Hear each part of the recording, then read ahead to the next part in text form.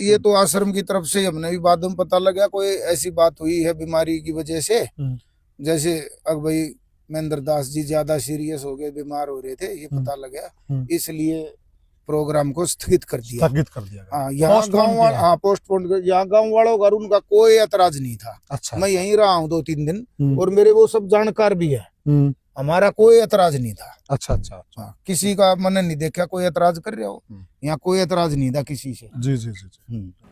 सतलोक आश्रम कमेटी वालों के द्वारा ये कहना कि भाई संत रामपाल जी का भाई बहुत ज्यादा सीरियस है, बीमार है, जिस कारण से ये मान सम्मान का कार्यक्रम रद्द कर दिया गया।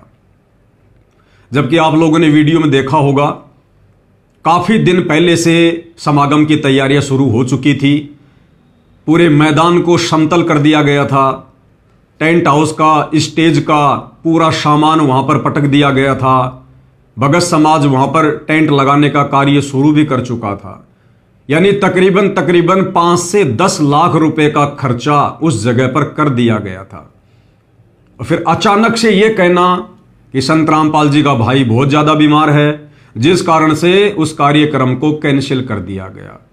अरे भाई, संत रामपाल जी का भाई बीमार है या स्वस्थ है, इस बात का संत रामपाल जी के मान सम्मान में आयोजित किए जाने वाले कार्यक्रम से क्या लेना देना। अब ये भगत समाज ने विचार करना चाहिए कि सतलोक आश्रम कमेटी वाले, ये बड़े बड़े भगत जो इन आश्रमों का संचालन कर रहे हैं, ये कितने बड़े झूठे हैं, कितने बड़े मक्कार हैं, कितने बड़े नालायक हैं। इनको जरा भी झूठ बोलने में शर्म नहीं आती है। अगर संत रामपाल जी का भाई महेंद्र दास वास्तव में बीमार भी हो गया तो क्या फर्क पड़ना चाहिए भाई। अरे वहां मान सम्मान संत रामपाल जी के भाई महेंद्र का होना था या फिर संत रामपाल जी का होना था। गांव वालों ने किसका सम्मान करना था।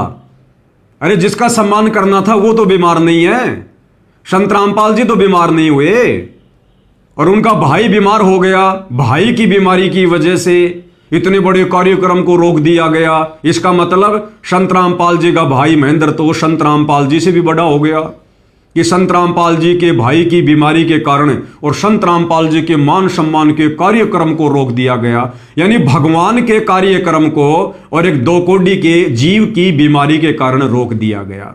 जचने वाली बात नहीं है। अरे झूठ ऐसी बोलो जो किसी के गले उतरे। दूसरी बात, संत रामपाल जी का भाई महेंद्र दास कोई हमारा भगवान है क्या? कोई भक्तों का भगवान है क्या कि जो बीमार हो गया तो भगवान के कार्यक्रम को रोक दिया गया, स्थगित कर दिया गया? तो यह बात भी गले उतरने वाली नहीं है। दूसरा, अगर संत रामपाल जी का भाई महेंद्र बीमार हो गया तो कौन सी बिजली गिर गई? अरे वहां पर सारे का सारा कार्य, लेबर का कार्य, मजदूरी का कार्य, टेंट लगाना, भंडारा बनाना, ये सारा का सारा कार्य तो बेचारे भोले भाले भगत करते हैं। संत रामपाल जी का भाई तो वहां जाकर तिनका भी नहीं उठाता। संत रामपाल जी का भाई तो वहां जाकर मिट्टी का डड़ा भी नहीं उठाता। फिर संत रामपाल जी का भाई बीमार हो गया तो कार्यक्रम क्यों कैंसिल कर दिया गया?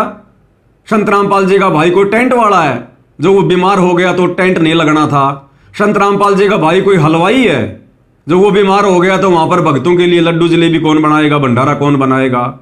संत रामपाल जी का भाई कोई उस कार्यक्रम का मुख्य अतिथि था क्या जो बीमार हो गया तो कार्यक्रम कैंसिल कर दिया गया? अब ये तो भगत समाज ने विचार करना चाहिए, संत रामपाल जी की नादान संगत ने विचार करना चाहिए कि ए नादान संगत वालों, तुम्हारे को भेड़ बकरियों की तरह वर्तमान में सतलोक आश्रम कमेटी के द्वारा यूज किया जा रहा है। तुम्हें जो मर्जी कह दिया जाता है और तुम स्वीकार कर लेते हो। अरे तुम गुरु के भगत हो या संत रामपाल जी के परिवार के भगत हो? तुम लोगों ने ज्ञान आधार से किसकी बात माननी चाहिए? संत रामपाल जी के सत्संगों की या उनके परिवार की?